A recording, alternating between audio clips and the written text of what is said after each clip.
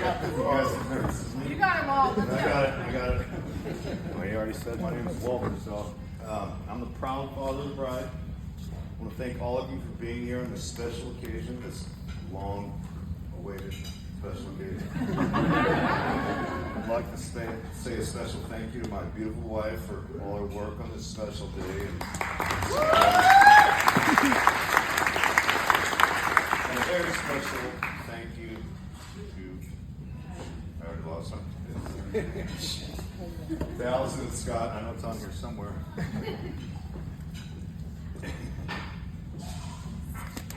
And for their support, generosity, growing friendship, and also for raising such a wonderful son. Thank you to all the family and friends who are here and part of this, and they're on the way to support the bride and groom on this very special day. I do have a disclaimer, as you've already guessed. I'm not much of a public speaker. I have notes because I can't remember where my car keys or glasses are. And I was also told not to talk about politics or to try to be funny. And to stay away from certain embarrassing stories. Those are off limits. Oh, come on. Since I'm not funny or interesting, that shouldn't be too hard. I wasn't sure how to approach this, and I was aware of two things. First, I had no idea how I was going to get through expressing how proud and how much I love my daughter without breaking down. And second, I was grossly unprepared. My daughter informed me a couple of days ago that she had written her wedding vows over 4 years ago and has been practicing and editing them ever since. I wrote this last night.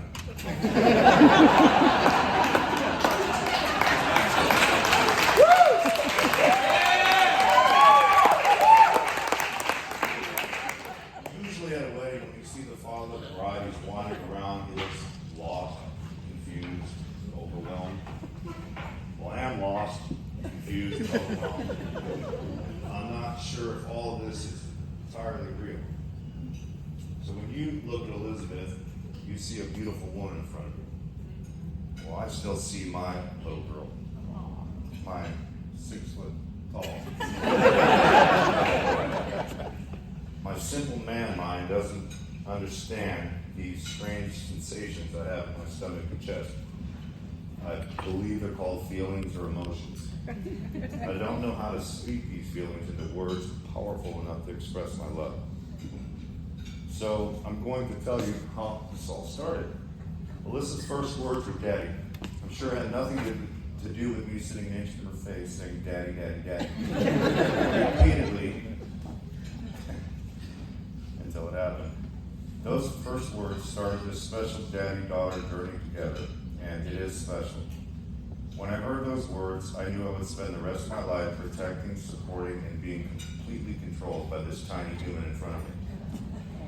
At a very young age, she learned that all it took was that look and smile, and I was powerless.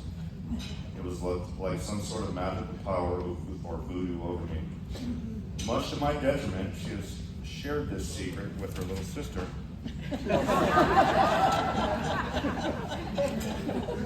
Who is also a master. I told you about the love so that this story would make sense. Alyssa was a couple years old. I was home alone watching her while my wife was working. She got into something or was doing something, and I had to reprimand her. She looked at me confused and not sure what was going on, then went back to playing. 4 or 5 hours later, her mom came home, and my little princess, who had been perfectly content, started hysterically crying and followed her mother in the bedroom, apparently to inform her how I'd been so mean. My wife came out of the room with Alyssa in tow, wanted an explanation. What did you do? She said, nothing. Well, you must have done something. I don't know. I told her no. Well, for the next 20 odd years, I never told her no again. So good luck with that. I should probably also tell you that she expects flowers and candy on Valentine's Day. She will send you a 10-page Christmas and birthday list. The only difference is that they now come in email form instead of written by crayon. But I'm sure they're optional.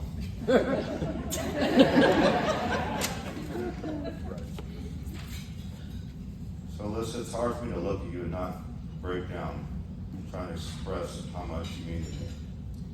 Throughout the years, I wanted to be involved in every part of your life, from t-ball to volleyball, from school projects, vacations, and traveling, to karaoke, and even Hannah, Montana.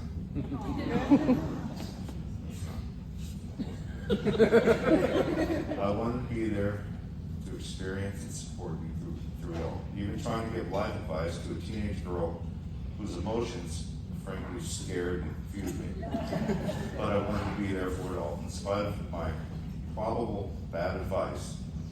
I see before me now a beautiful, confident, intelligent, determined, successful, independent, and at times a little bit salty woman. I'm proud of everything you've accomplished, your kindness, your total zest for life. You amaze me and are perfect in every way, and I love you.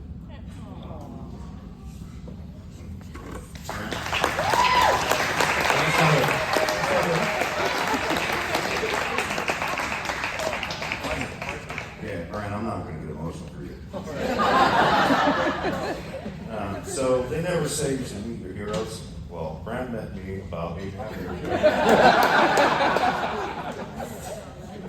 To explain that, I need to tell you, well, our meeting didn't probably go smooth the first time.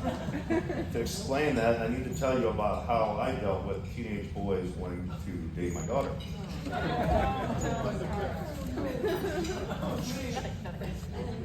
The problem for them was that I too was once a teenage boy and understood what thoughts ran through their heads. I think I acted like any normal, rational father would who had a beautiful daughter. Whenever a boy would come around, I would do my best to scare them off. This would include getting a glass of whiskey, sitting down right next to them while I cleaned the gun and sharpened a knife. I wouldn't say a word, I would just stare intently at them, occasionally twitching, just to make it a little more dramatic. Most of them left before I'd taken a few sips. My whole goal was for every boy in her high school to know that Alyssa's dad was crazy. Much to my satisfaction, it worked tremendously. Now, what I didn't count on was her bringing the boy home that she didn't go to high school with. He wasn't privy to all of my hard work and insanity. But I walked in and there he was sitting on my couch. I didn't have time to grab my props or get into character. I had no choice but to try to improvise. So I just started rambling about having just left the shooting range or something. And much to my surprise, he started asking questions and presenting this vast knowledge of guns and ammo. I was taken back, I was stunned, and it wasn't until later that I learned that this vast knowledge came from playing Call of Duty.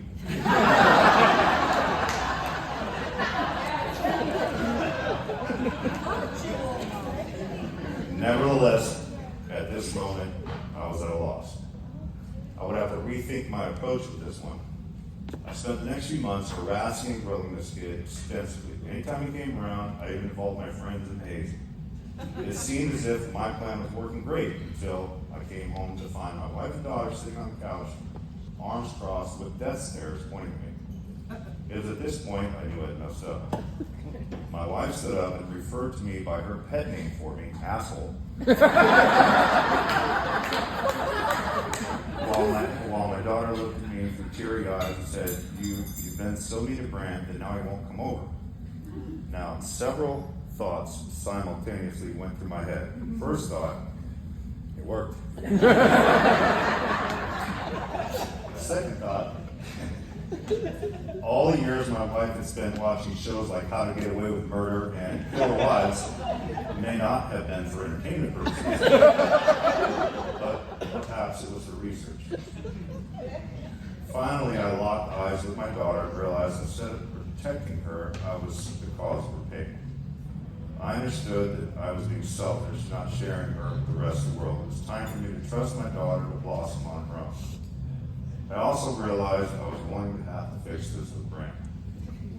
I invited him over and apologized and tried to explain my emotions and actions I even pretended to care about the Jets. You got a chance mention. But a funny thing happened. The more I talked to him, the more I liked him. I could see what my daughter saw in him, how much we had in common. I could see he was intelligent, kind, caring man of faith who was raised right, and probably a lot better person than me. Our relationship has blossomed. We share a love of sports, gambling, whiskey, and of course a love for my daughter. I now have to call her to ask her parent to play. Brent, you are already like a son to me. You have been for a long time now. This was all just a formality. I feel completely at peace with handing my daughter's hand over to you for you now to protect and care for. Now that you are officially my son, I would like to give you a little marriage advice, or help, if you will, as you begin your journey with Elizabeth. You must know that while she may watch a Jets game with you, she will always be a Cowboys fan.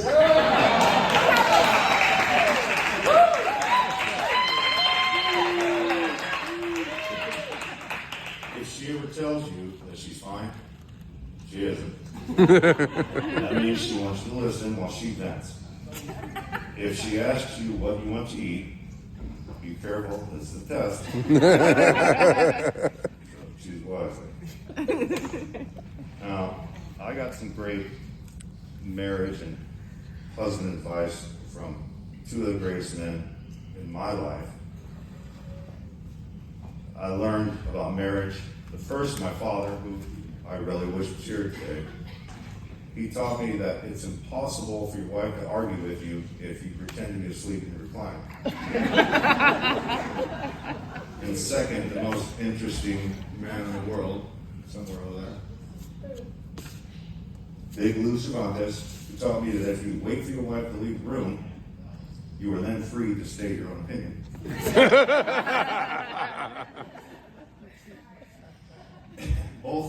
But seriously, both of them taught me the importance of family and always putting family first. Now, for this one. Despite her being a great athlete, she somehow manages to run into things and hurt herself frequently. So I thought that I should give you this first aid kit.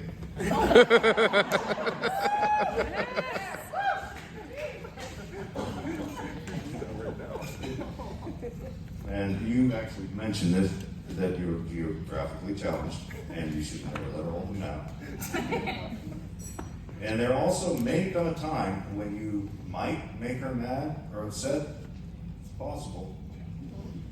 And since she is an elementary school teacher, I thought the best way to address this was to give you this little pack of smiley face stickers. So if she is upset, you just simply peel one off, put it on the back of her hand, and hopefully this will allow her the time to calm down and allow her to see the error of her ways. If for some reason that doesn't work, I don't know why it wouldn't, but if that doesn't work, I've included this. Oh my goodness.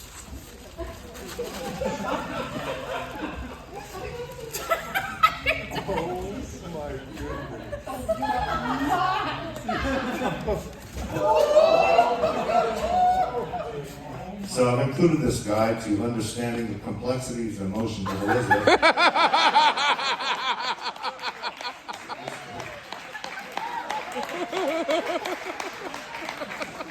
This is volume 1 of 8. I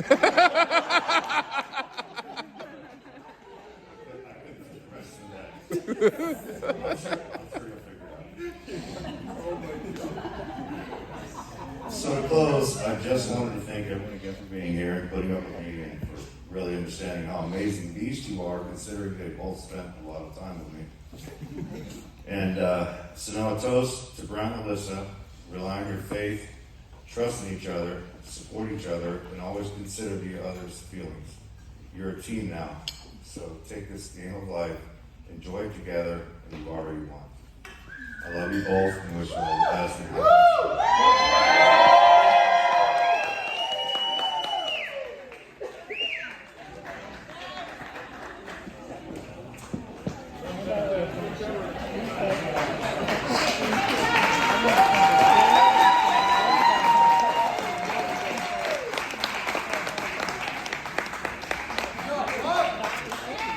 happiness. Ladies and gentlemen.